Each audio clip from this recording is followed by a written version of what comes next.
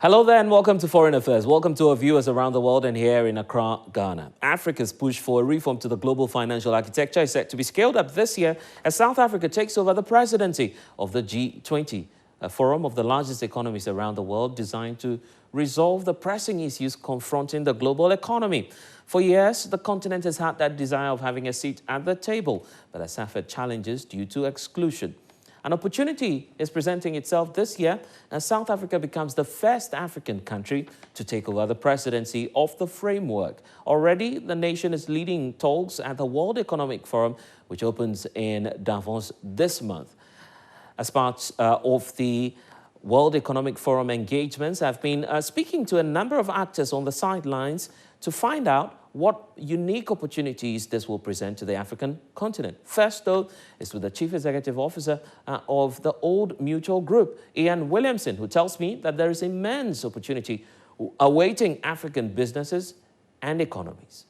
Time to bring in Ian Williamson, who's the CEO of Old Mutual, joining us now from Davos. Thank you so much for spending some time with us here on the Joy News channel. And Ian, what a year it has been for both private and, many African countries who are working to build the world economy. But looking at the projections we're getting from the United Nations, for example, it appears that global economic growth will be stagnant for this year. 2.8%, we understand, for 2025.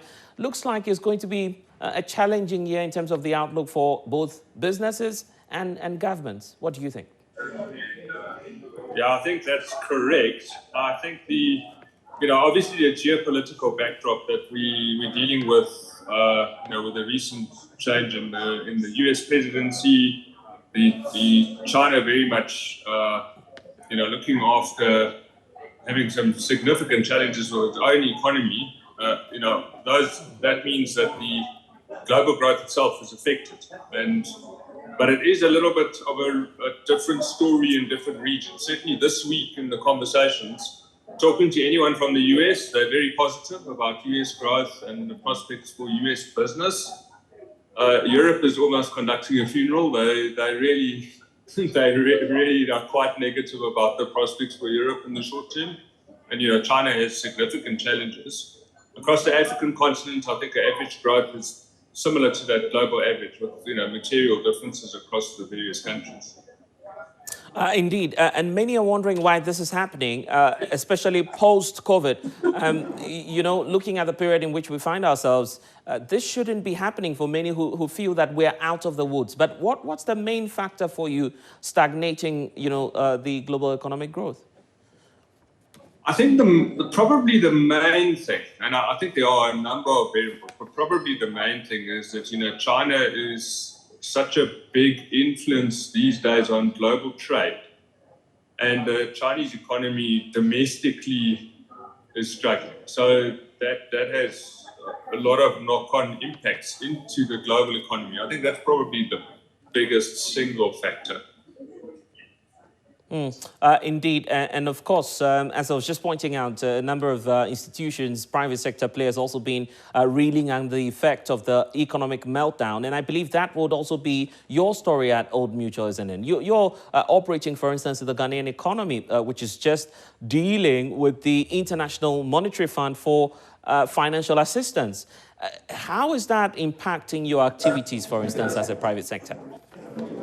Yeah, so we're mostly a Pan-African business, and obviously to the extent that the African economies generally have been struggling with a combination of issues such as their sovereign debt, ability to service foreign obligations on debt, economic growth, high interest rates in many countries.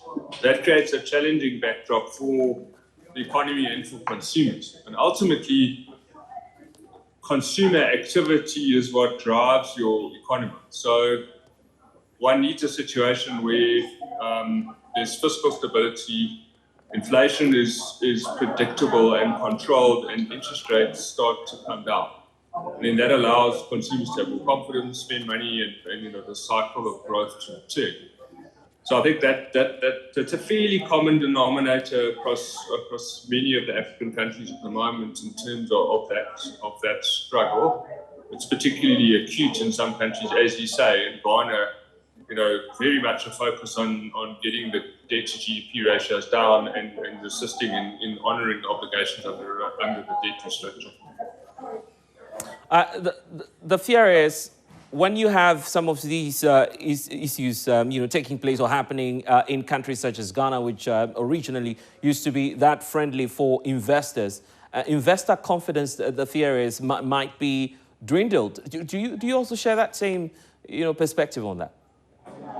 I think that's absolutely the case. At the end of the day, capital flows to the places where it can find a return that's appropriate to the risks that it foresees, and that's just the behaviour of international capital flows. So to the extent that there's a bump in the road in a country's journey, that does tend to have an impact, and it takes a while to recover that confidence. In the circumstances where an event like this has happened, I think the best thing that a country can do is to apply a disciplined approach, ensure there is a recovery and there is a credible delivery against commitments, so that you start to restore that confidence. But it's not necessarily a rapid process. And in the wake of all of these challenges, what's the story of Old Mutual? Are you open to perhaps investing some more, expanding your frontiers? What's likely to happen in 2025 for you?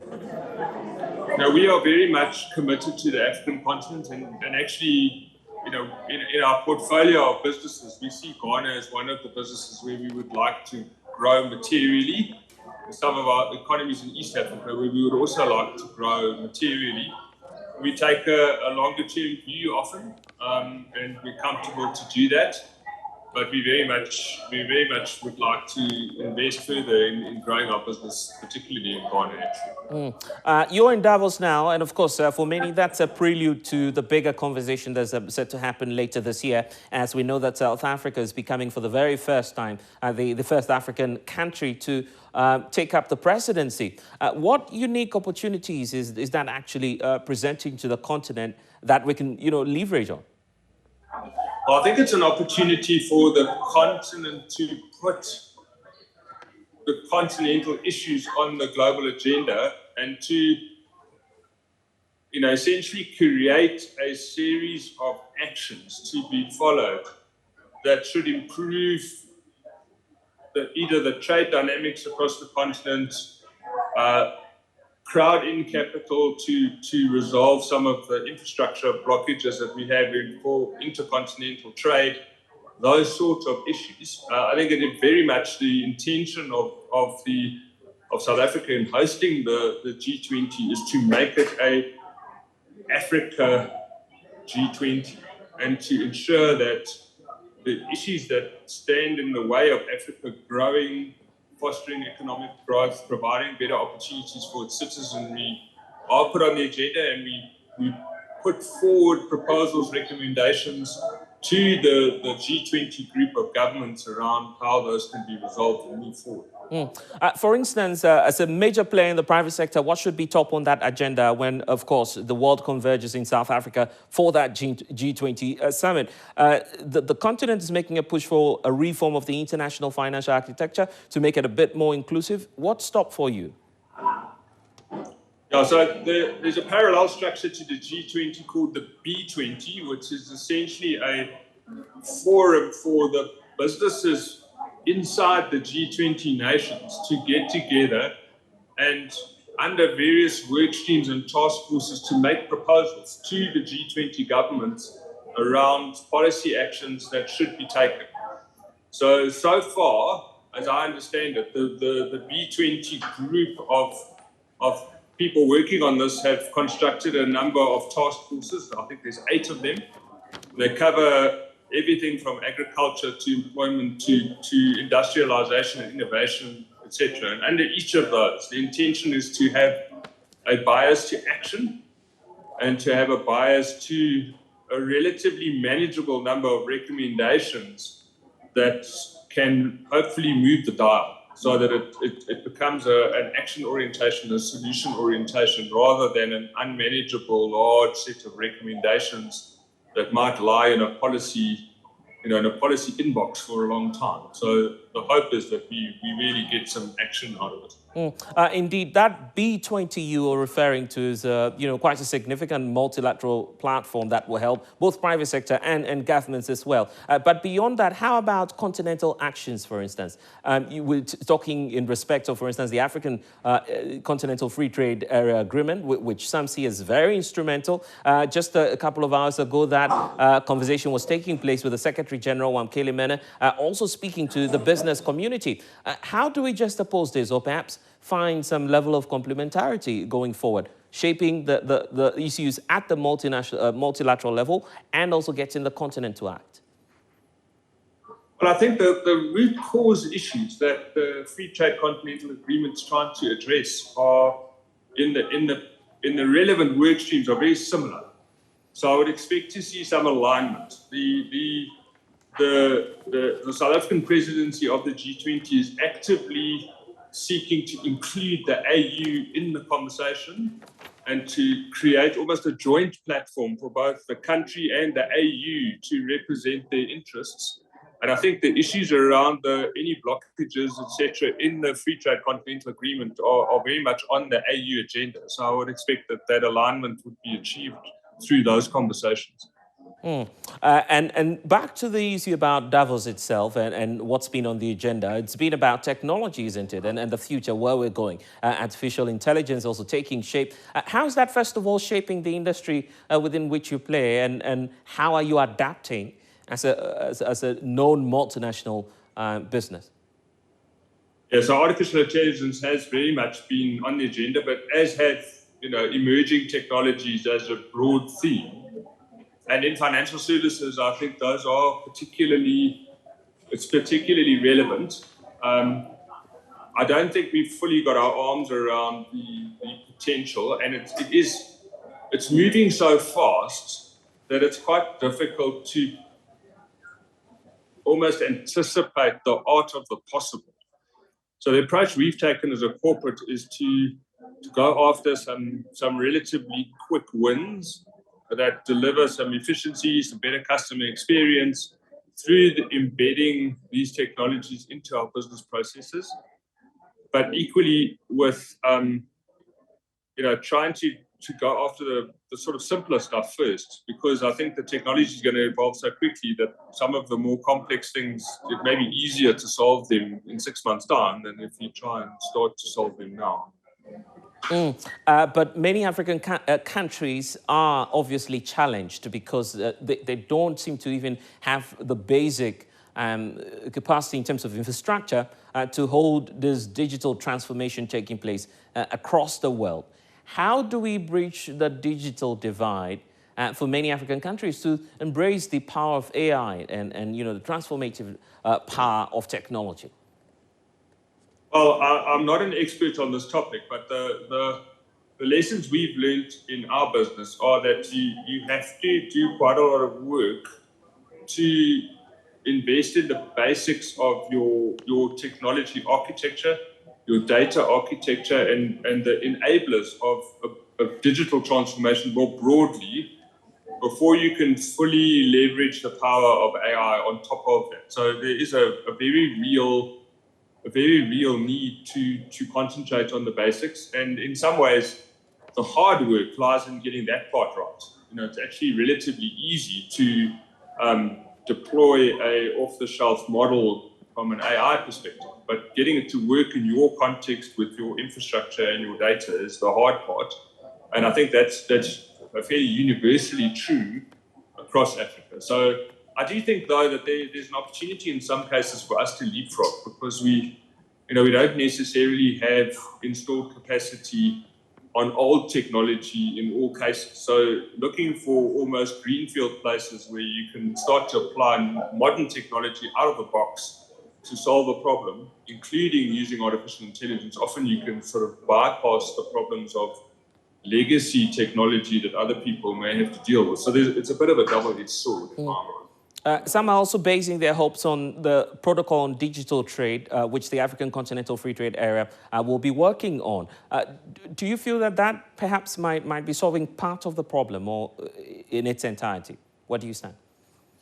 I think any protocol that allows a level of standardization and a level of almost a ability to rely on the quality of what it is that's coming into the system is helpful.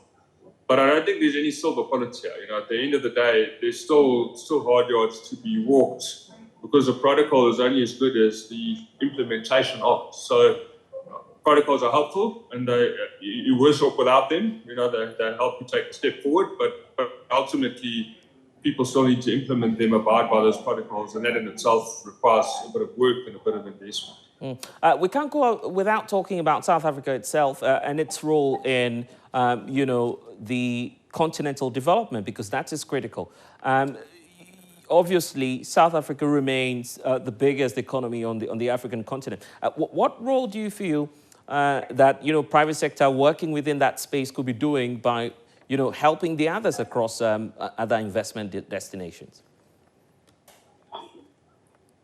I think at the end of the day, the private sector in most cases is motivated by whether they feel that they can do business in multiple areas. So I think skills transfer happens when a company like ours, for example, sees an opportunity to invest and grow in a third-party economy.